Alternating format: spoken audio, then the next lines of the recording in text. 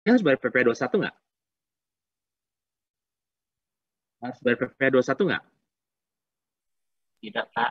Tidak, Pak. Tidak. Atas penghasilan yang mana?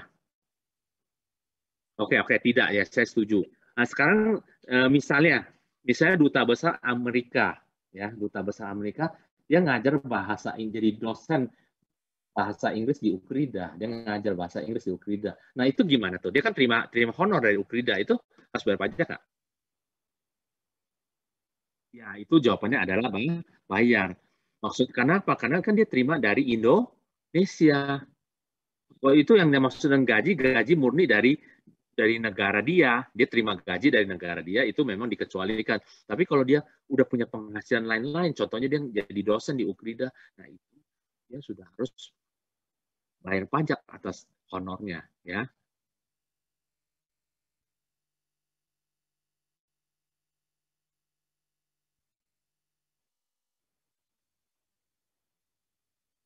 Oke, WNI, misalnya kita nih ya, kita kerja di sana gitu kan, itu harus bayar pajak nggak?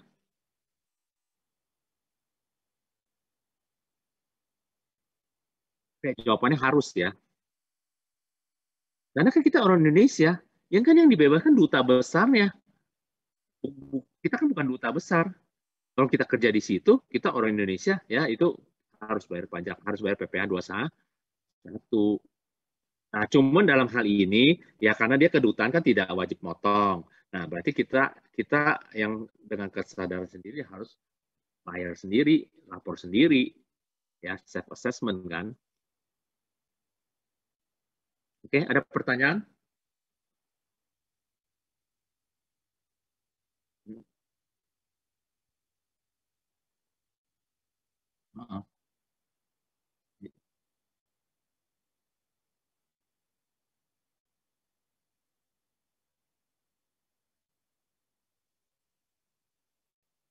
Kalau dia jual lagi kan berarti dia ada bisnis kan, ada usaha kan. Logikanya kalau ada usaha harus bayar nggak? Kalau ada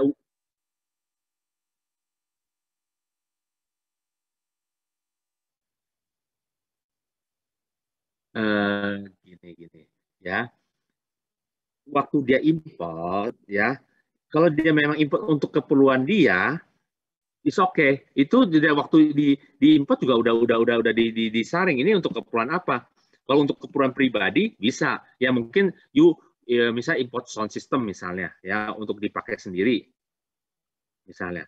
Nah, itu bebas. Tapi kalau you importnya 5 unit atau 3 unit masuk akal nggak? Beli sound system di 3 unit gitu.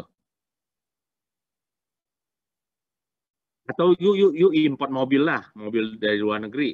Itu kan kedutaan kan punya hak dong, dia import. Nah, kalau dia importnya mobilnya banyak gitu, misalnya 5 unit, kena dong. Berarti kan you mau buat apa? Masa satu orang sampai 5 unit? Kalau you import 1 unit, memang untuk keperluan sendiri, silakan. Jadi nanti waktu di bea cukai di pelabuhan juga udah dicegat. Kan you harus bikin laporan kan. Laporan ini untuk apa nih? Kalau you masukin 1 unit ya you bilang you pakai sendiri, ya itu bebas lah, nggak kena. Tapi kalau you 5 unit, you bilang you pakai sendiri, dia bilang yang benar aja. Ya, kalau 5 unit, kalau lebih dari 1 unit ya saya rasa mesti, bukannya rasa, harus bayar. Berarti kan you buat bisnis kan.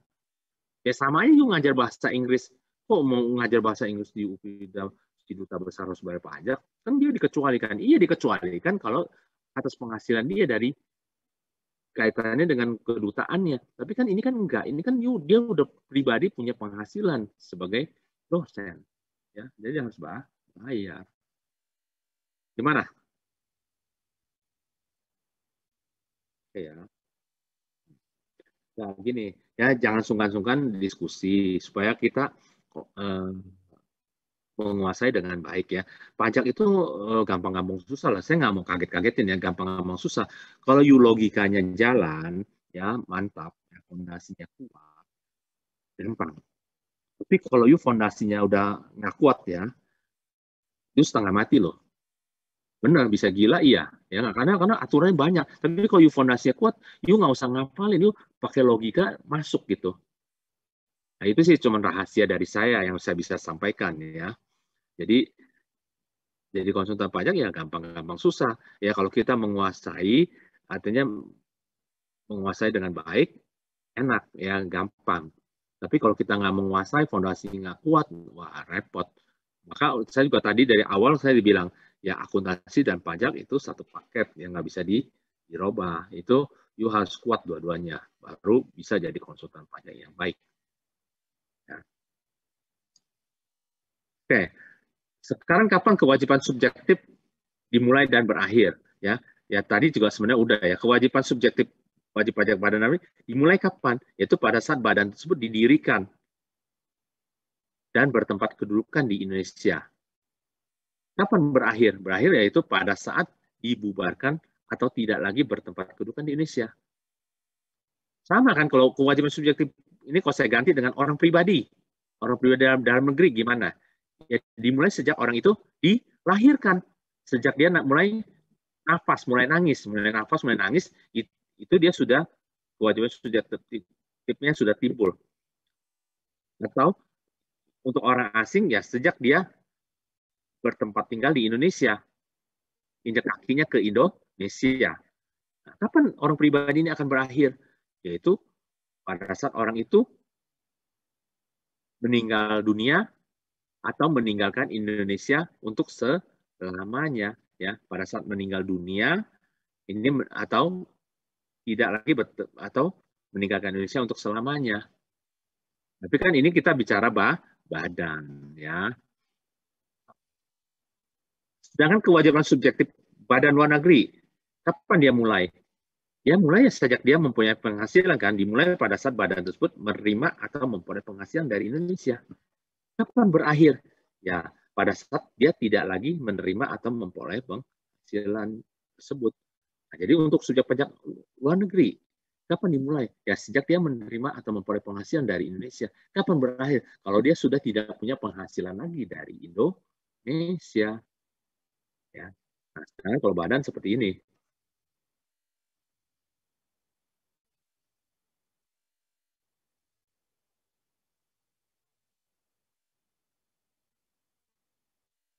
Nah, sekarang wajib pajak penghasilan badan. Ya. Nah, di dalam pasal 4 ayat 1 itu membicarakan mengenai penghasilan. Ya, penghasilan didefinisikan seperti apa. Ya. Ya, ini pasal 4 ayat 1 Undang-Undang PPH ya. Penghasilan didefinisikan adalah setiap tambahan kemampuan ekonomis. Ya, setiap tambahan kemampuan ekonomis yang diterima. Ya, berarti yang diterima yang dia dapetin atau dia peroleh itu accrual basis ya, baik yang berasal dari Indonesia maupun luar Indonesia yang dapat dipakai untuk konsumsi atau menambah kekayaan wajib pajak yang bersangkutan dengan nama dan dalam bentuk apapun.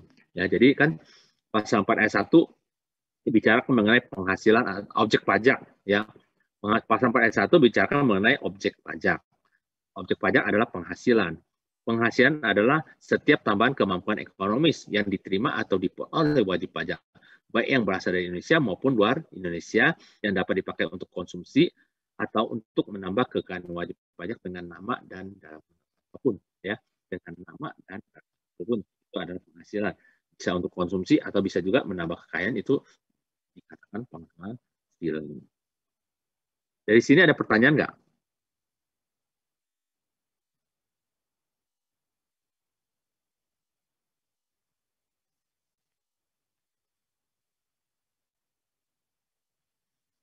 Ada pertanyaan? Nah, kalau nggak ada, saya yang tanya nih ya.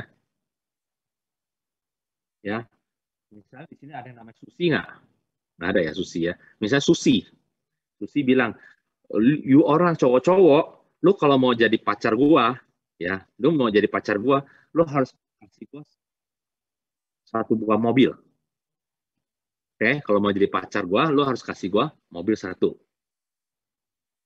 Nah, terus ada nih namanya si Budi. Si Budi bilang, oke, gua kasih lu mobil satu lah, lu jadi pacar gua ya, gua kasih lu mobil satu.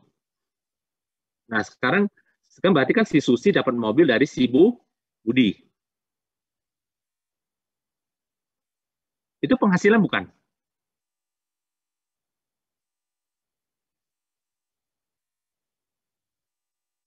Penghasilan bukan?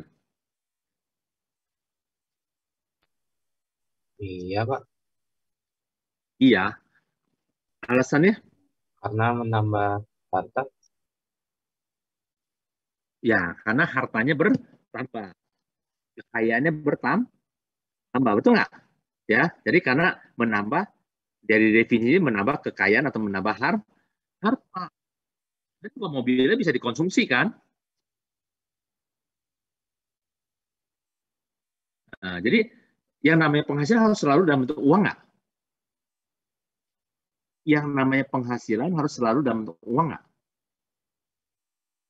Tidak kan? Tadi contohnya mobil tadi kan, kan itu nggak bukan uang kan? Tapi kan yang penting menambah harta bisa dikonsumsi itu udah penghasilan, ya. Nah, jadi intinya kan yuk udah sekarang dengan cara berpikir begini, ya yuk udah punya konsep yang namanya penghasilan tidak selalu diukur dengan uang. Dapat sesuatu itu penghasilan. Maka dikasih makan juga itu penghasilan kan? Betul nggak? Ya, dikasih makan pun itu penghasilan, ya. Oke. Ada pertanyaan nggak sampai di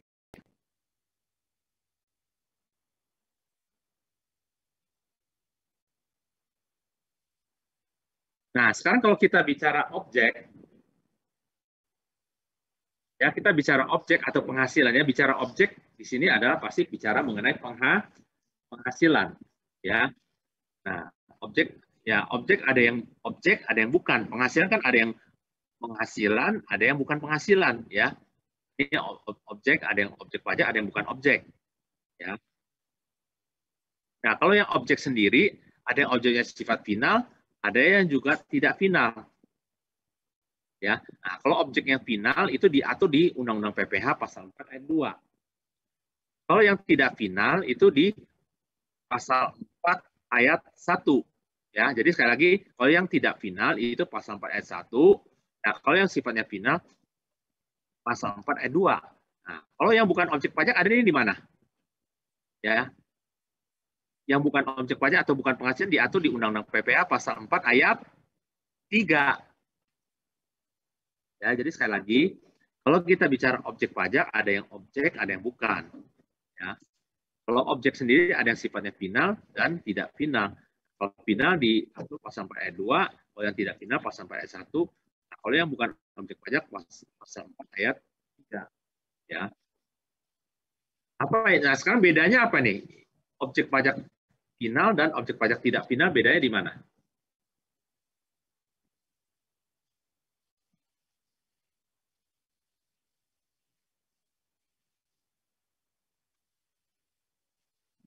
Halo?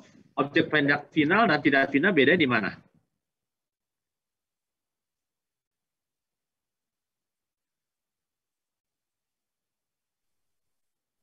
Tarif pajaknya bukan, Pak.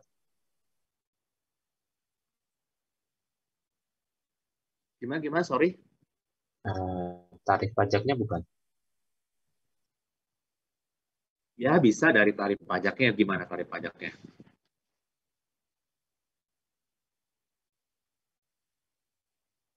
Ya, jadi kan ini harus punya wawasan dong. Bedanya final dan tidak final apa?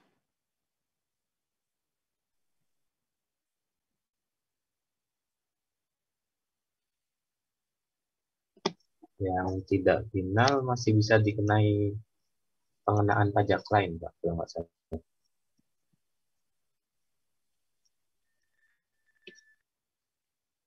Ya,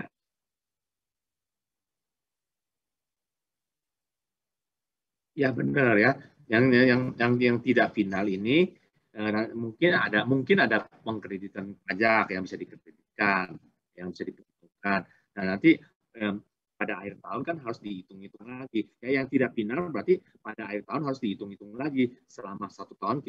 Ini ingat tadi pajak penghasilan kita ada pajak tahunan. Jadi pada akhir tahun kalau tidak finalnya pada akhir tahun kan kita harus hitung-hitungan lagi.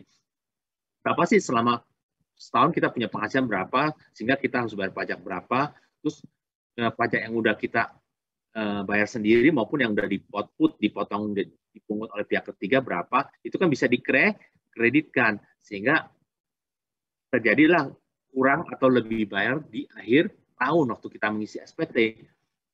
Nah, tapi kalau yang sifatnya final, ya sifat final, udah pada saat kita terima penghasilan kita dipotong final, ya. Jadi kalau yang objek pajak final tuh pada saat kita menerima penghasilan kita dipotong oleh pihak ketiga atau bisa juga kita bayar sendiri, udah beres.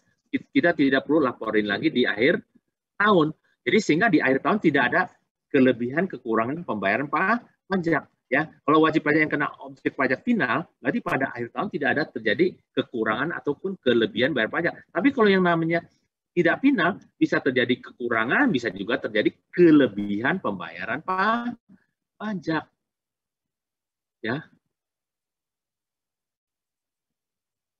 Ya, jadi jelas ya. Jadi intinya adalah bahwa kalau yang tidak final, nanti pada akhir tahun akan terjadi kelebihan atau kekurangan pembayaran pajak. Tapi kalau yang sifatnya final, pada akhir tahun tidak ada lagi, sudah pas.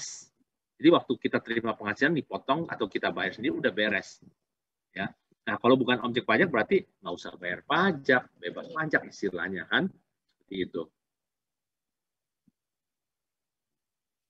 Oke, ada pertanyaan?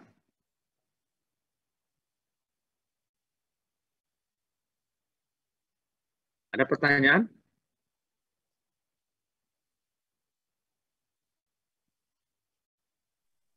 Belum ada, Pak. Belum ada ya.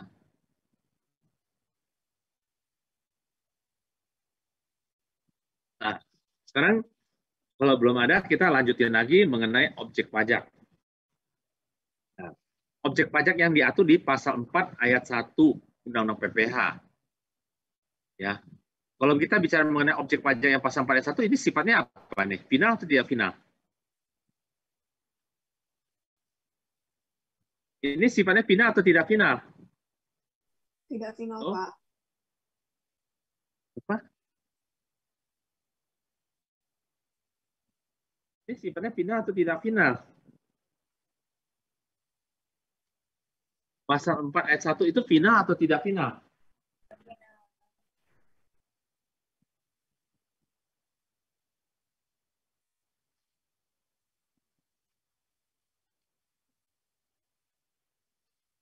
Kalau pasal 4 ayat 1 sifatnya final atau tidak final? Tidak final ya, ini tidak final. Ya, contohnya dari laba usaha ya. Jadi ya kita bahas satu-satu ya. Jadi supaya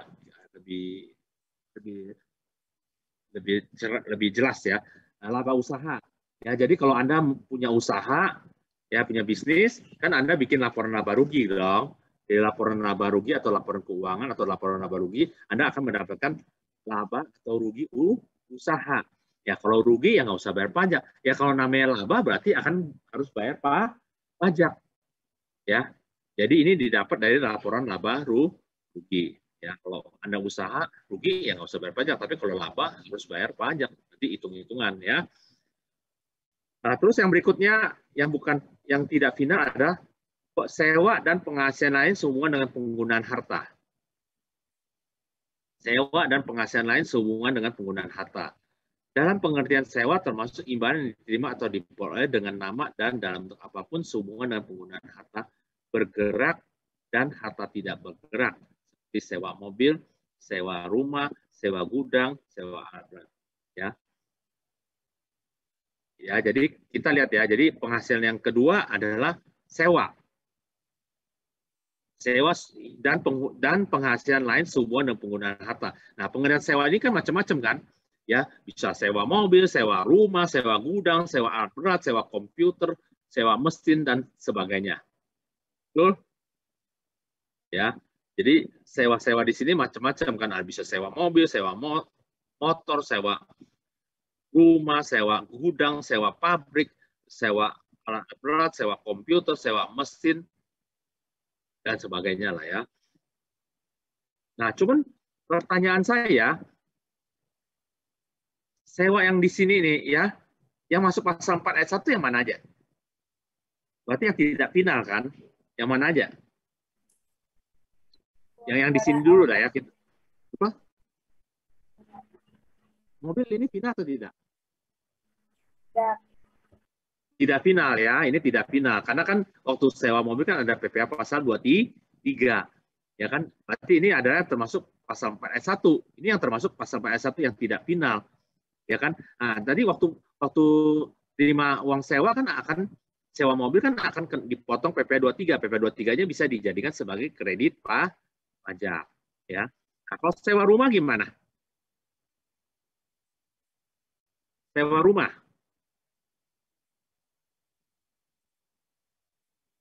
Sewa rumah final atau tidak final?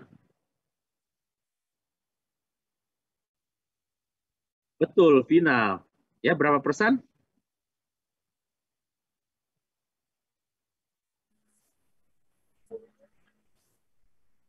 Sepuluh persen. 10%. Ya, 10% final. Berarti bukan pasal 4 ayat 1 dong ini ya. Sewa rumah bukan pasal 4 ayat 1, melainkan pasal berapa? Pasal 4 ayat 2. Oh, sewa gudang. Pasal 4 ayat 2 final ya. Oke. Terus yang berikutnya lagi. Alat dan berat? Final nggak? Alat berat? Final nggak?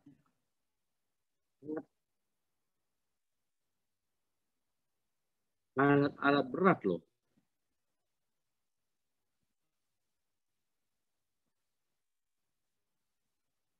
Loh lain. Ini kan sewa alatnya. Bukan jasa konstruksi. Ini sewa alatnya loh. Kan sewa alat-alat berat. Misalnya forklift, apalah segala macam, elevator lah. Jadi gimana? Apa? Sewa alat berat itu apa? Final atau tidak final? PPh 23 masuk ke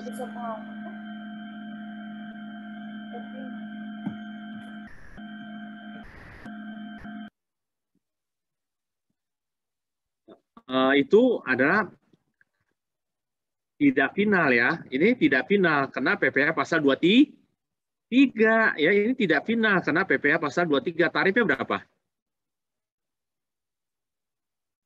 Tarifnya berapa?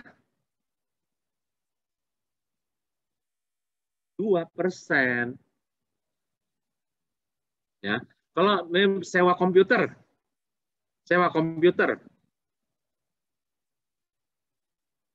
Sewa komputer gimana?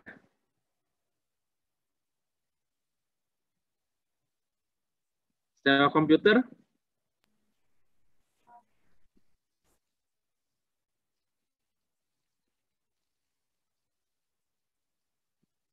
Sewa komputer gimana?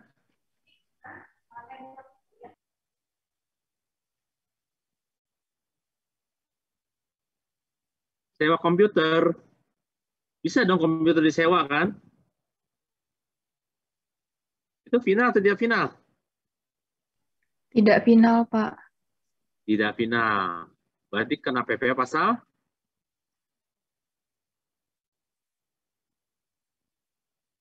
23 kan?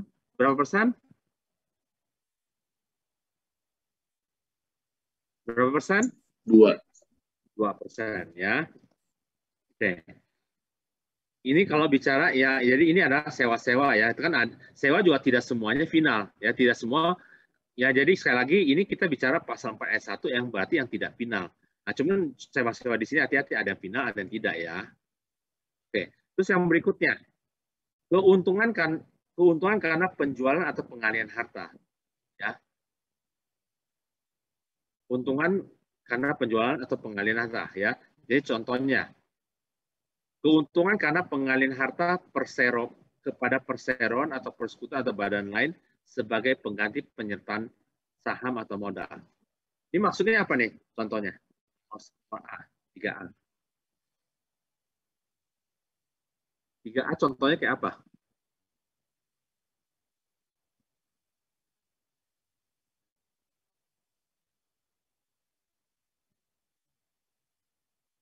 Halo, contohnya 3A apa ya?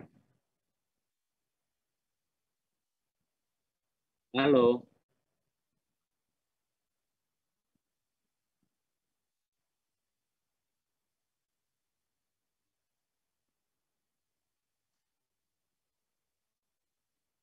Keuntungan karena pengalihan harta kepada perseroan sebagai pengganti saham atau penyertaan modal. Contohnya,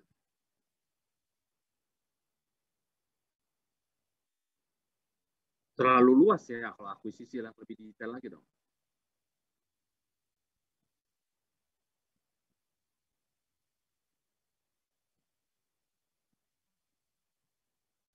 Yang lebih detail lagi apa ya?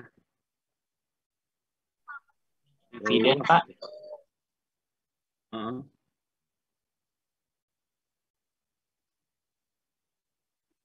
Gimana?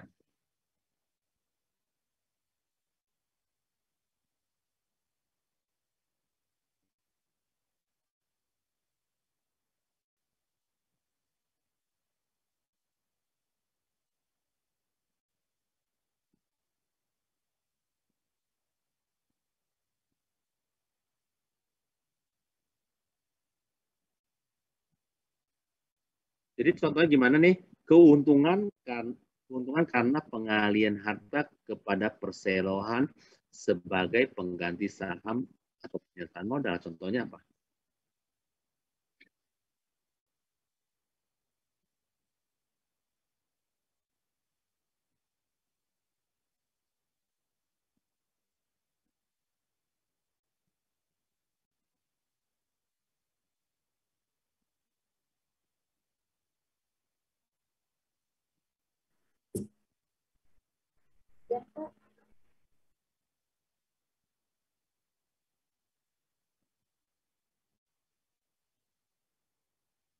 Iya, betul. Penghasil aset ya. Contohnya, contoh lebih detail lagi gimana? Betul, itu betul.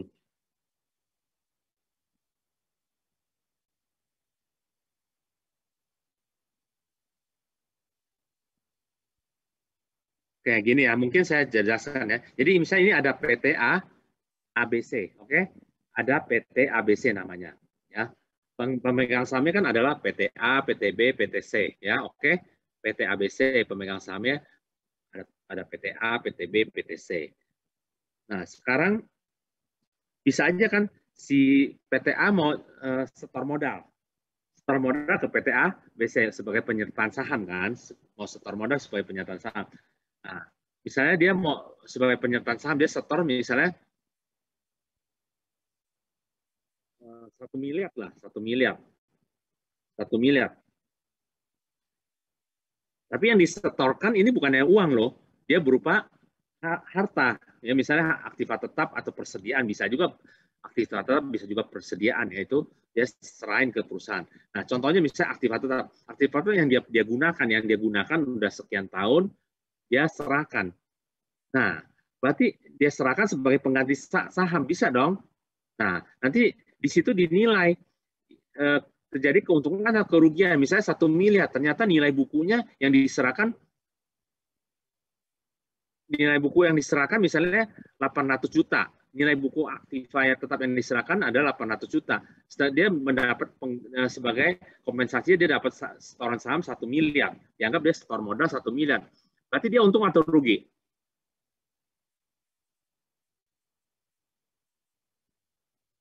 Ya, jadi PT ABC dia kan diminta setor 1 miliar ya. Nah, dia setor nih. Setornya tapi berupa aktiva tetap yang dia pernah pakai sekian tahun. Nah, pada saat penyerahannya itu ya, itu nilai bukunya misalnya anggaplah 800 juta. Berarti atas transaksi ini PTA untung atau rugi? Rugi.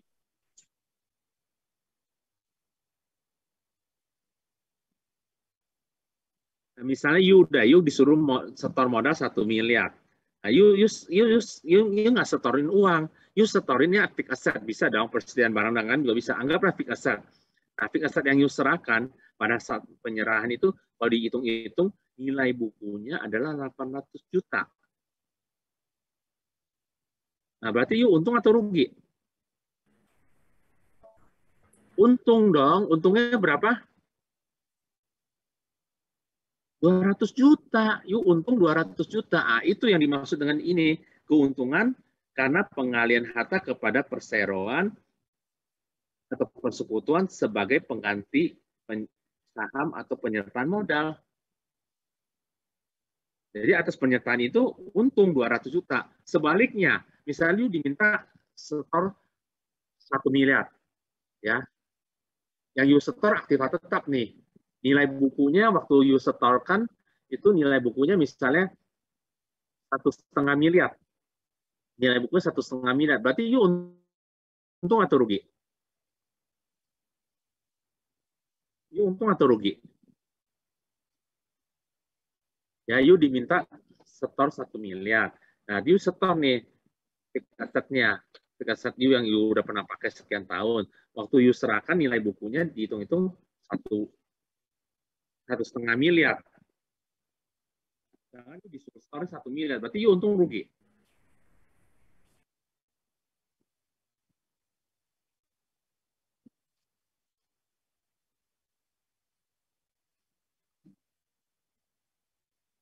Nilai buku 1 miliar.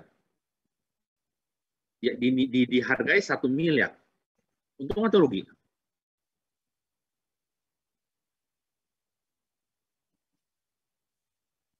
Halo?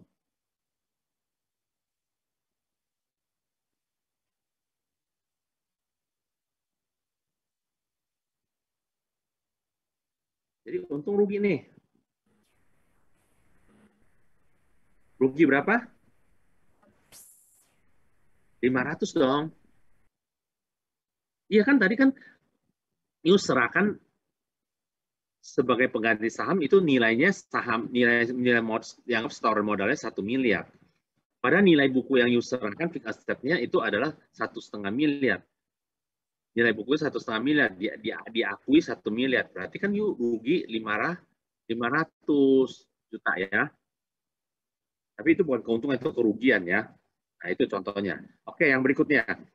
Keuntungan karena pengalian harta kepada pemegang ya, keuntungan karena pengalian harta kepada pemegang saham atau sekutu atau anggota yang diperoleh perseroan, persekutuan dan badan lainnya. Kalau ini contohnya kayak apa nih?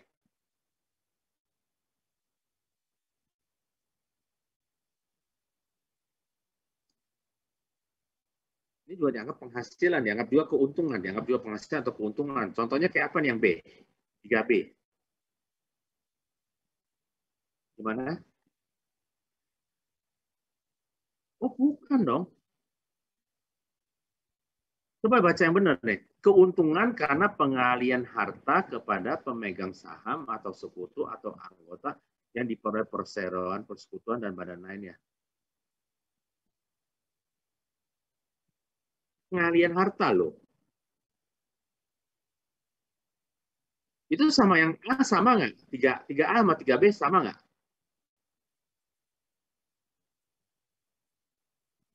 Tiga A sama 3B sama nggak?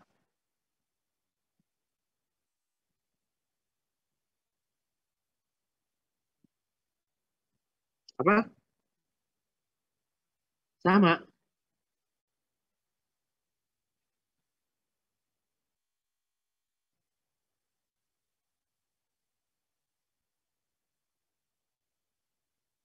Cuma tidak diganti dengan saham. Enggak, nggak begitu. Coba yuk baca deh. Sekarang pertanyaan saya, antara 3A dan 3B itu sama atau beda?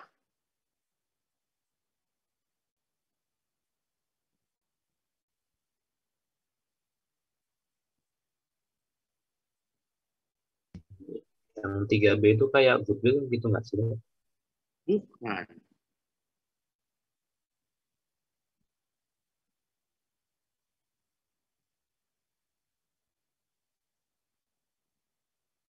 Nah, sekali lagi ya, saya mengajar ini, ya, teknik saya mengajar adalah saya ingin menanamkan fondasi kepada Anda. Ya, jadi saya mau mengajak membuka wawasan Anda, cara berpikirnya. Itu lebih penting daripada kalau you bicara peraturan, apa you bisa cari sendiri, bisa baca sendiri. Tapi kalau you tidak bisa menafsirkan peraturan, itu yang bahaya. Ya, bukan saya mengatakan, kalau you tidak bisa menafsirkan peraturan itu bahaya. Ya, kayak seperti misalnya jadi pendeta. Jadi pendeta tuh saya rasa semua orang bisa lah ya. Jadi pendeta nggak susah kan. Cuman bacain Alkitab doang, jelas-jelasin doang kan. Tapi hati-hati. Pendeta yang si A sama si B bisa berbeda. Kenapa? Bisa aja si B lebih canggih. Kenapa? Karena dia lebih canggih. Karena dia bisa menafsirkan Alkitab dengan baik. Ya, jadi dia bisa menafsirkan Alkitab dengan baik sehingga dia bisa memberikan contoh-contoh yang jelas, yang masuk akal. Tapi kalau yang si A, mungkin dia salah menafsirkan terus. Jadi akhirnya jadi miring jadinya. Ya, itu yang saya mau arahkan kepada Anda. Nah, maka oleh karena itu bukannya saya meminta Anda apa sih bedanya A dan B? Kok saya disuruh diajari membaca sih, ya nggak? Saya bukan mau ajarin Anda membaca bahasa Indonesia, ya. Bahasa Indonesia jujur loh, ya. Sebenarnya gampang, ya. Tidak, saya rasa walaupun kita tinggal dan dibesarkan di Indonesia, tapi kita tidak bisa berbahasa Indonesia dengan baik, itu kita harus akui loh, ya. Mungkin 10 orang paling 1 orang bisa berbahasa Indonesia dengan baik. 10 loh ya, paling ada 1 orang, yang 9-nya nggak akan baik. Menurut saya, bukannya saya sombong. Tapi saya ditanya masuk yang mana, mungkin saya masuk yang 9 kali, yang baik juga, ya. Bukannya gitu, saya cuma mau mengarahkannya. Justru ini bedanya apa nih A dan B? 3A dan 3B.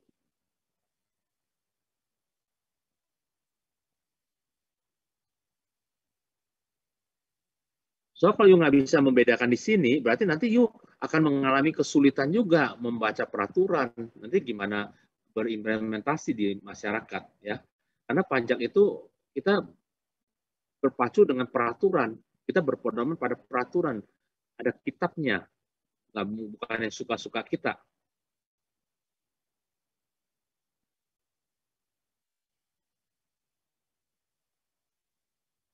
Kalau yang 3A itu untuk badan, yang 3B itu untuk perseorangan bukan juga? Untuk pribadi. Oh, belum tentu. Bisa badan dengan badan, bisa dengan orang pribadi. Nggak selalu, ya.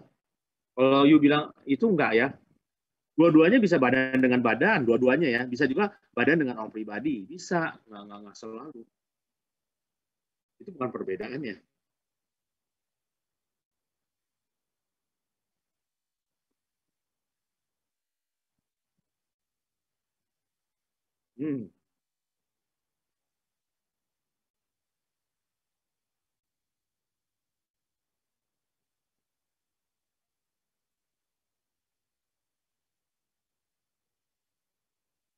Ya, itu bisa.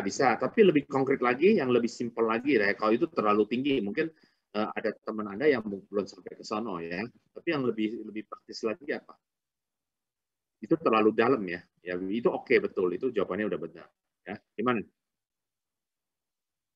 Kayak bahasa sehari-hari aja lah.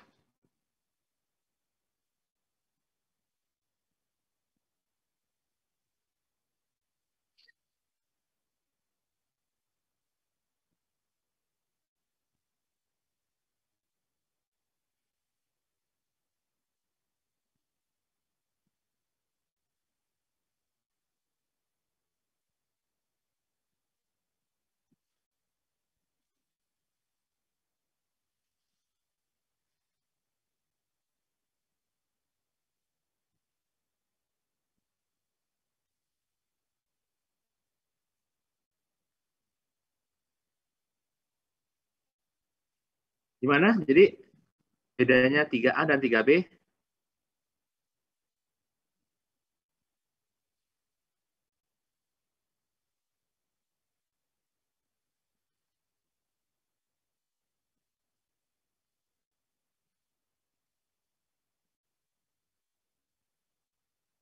Halo, 3A dan 3B bedanya di mana? Beda di penerima keuntungannya.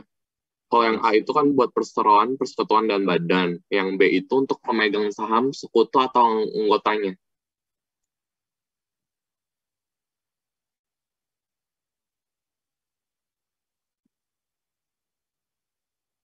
Oke, mungkin gini ya, dengerin baik-baik ya. 3A dan 3B bedanya di mana?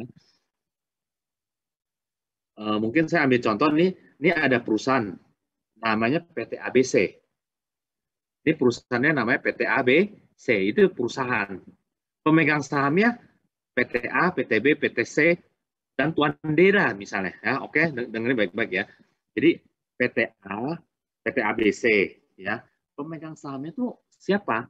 Yaitu PTA, PTB, PTC, dan satu lagi yang Tuan D. Tuan D loh, bukan PTD ya. Jadi gini, ini yang mengalihkan harta ini siapa? Perusahaannya atau pemegang sahamnya? Yang mengalihkan harta? Yang mindahin harta? Yang ngasih harta siapa?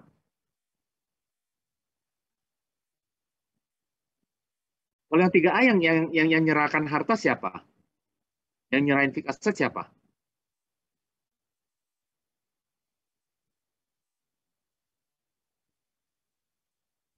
Ya, jadi saya ambil contoh. Tadi PT ABC tadi sebagai perusahaan kan, ya. Nah, sedangkan PTA, PTB, PTC dan Tuan D itu sebagai pemegang saham. Oke? Tangkap ya. Jadi PT ABC itu dianggap perusahaan lah, ya. Nah, dia kan ada pemegang sahamnya siapa? Yaitu Tuan A, PTA, PTB, PTC dan Tuan D. Pemegang sahamnya itu. Sekarang ini yang mengalihkan harta siapa nih? Yang mengalihkan harta berarti yang menyerahkan harta kan, menyerahkan fixed asset kan? Menyerahkan harta siapa? Iya, orang bukan yang bukan punya saham atau pemegang saham kan?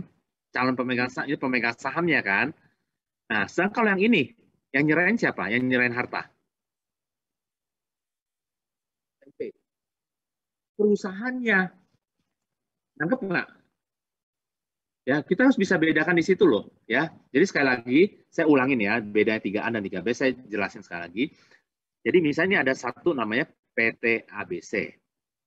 Ya. PT ABC. Pemegang sahamnya siapa? Yaitu PTA, PTB, PTC dan Tuan D.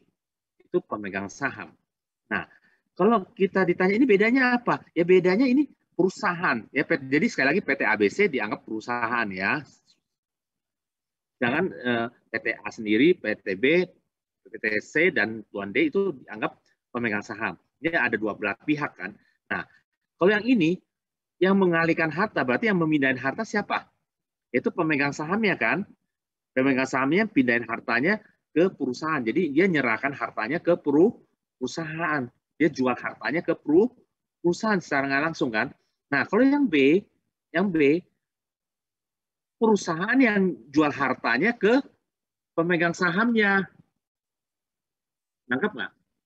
Nah, mungkin saya lanjutin ya penjelasan yang tadi. Nah, ini kalau contoh yang ini, 3D ini adalah kebalikannya. Jadi, misalnya PT ABC dia punya aktiva tetap, dia pakai udah sekian tahun, terus dia jual ke misalnya PTB lah, PTB. Dia jual ke PTB. Nah, atas penjualannya ini kan bisa terjadi keuntungan, bisa juga terjadi kerugian. Nangkep nggak? Ya, jadi PT ABC dia punya aktiva tetap, dia udah pakai sekian tahun, terus dia jual ke PTB, ke pemegang sahamnya. Nah, atas penjualan ini kan bisa terjadi keuntungan kerugian. Ya, berarti kan dilihat dari nilai bukunya dong. Pada saat nilai bukunya, pada saat penyerahannya itu nilai bukunya berapa? Ya, ambil contoh yang sama lah. Anggap misalnya nilai bukunya 800 juta. Nilai bukunya 800 juta pada saat penyerahan. Nah, sedangkan Tuan B-nya, PTB-nya harus bayar 1 miliar. Dihargai 1 miliar, PTB harus bayar 1 miliar. Berarti di sini terjadi apa? Bagi PT ABC terjadi keuntungan kerugian.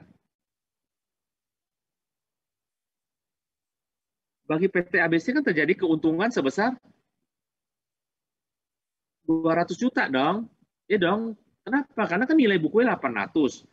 Dia dapat uang 1 miliar, untung 200. Nah, sebaliknya, pada saat dia penyerahan nilai bukunya 1,5 miliar, tapi dia dapat penggantian dari PTB-nya 1 miliar, berarti dia rugi 500 ya. Jadi kesimpulannya apa? Antara A dan B ini kebalikannya doang ya, kebalikan. Kalau A perusahaannya terima aktiva, kalau B perusahaannya malah jual aktiva, gitu aja ya. Oke, ada pertanyaan nggak?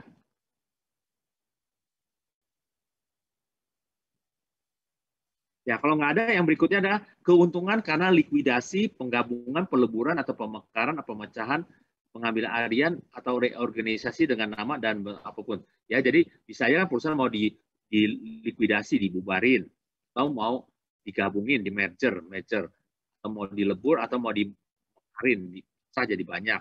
Ya, itu bisa juga terjadi keuntungan. Keuntungan itu ada penghasilan. Terus berikutnya lagi, keuntungan karena pengalihan harta atau berupa hibah, bantuan, atau sumbangan, kecuali yang diberikan kepada keluarga, saudara, semena, dan keturunan garis lurus, badan keagamaan, atau pendidikan dan sosial, termasuk yayasan, koperasi, orang pribadi yang menjalankan usaha mikro kecil yang ketentuan diatur lebih lanjut dengan peraturan menteri supaya tidak ada hubungan dengan usaha pekerjaan kepemilikan.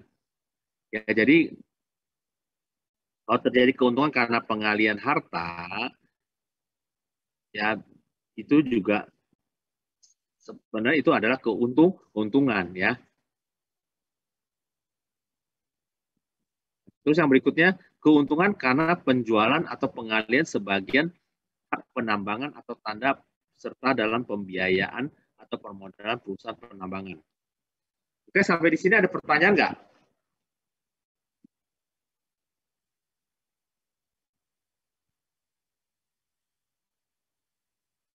Oke, kalau nggak ada, saya mau absen dulu ya. Jessica Fareri ada? Jessica Fareri. Halo? Jessica Fareri? Ada Pak, ada. Saya Pak, saya. Oke. Naga Buana? Wah, aku lewat mah. Naga Buana? Hadir Pak. Hadir.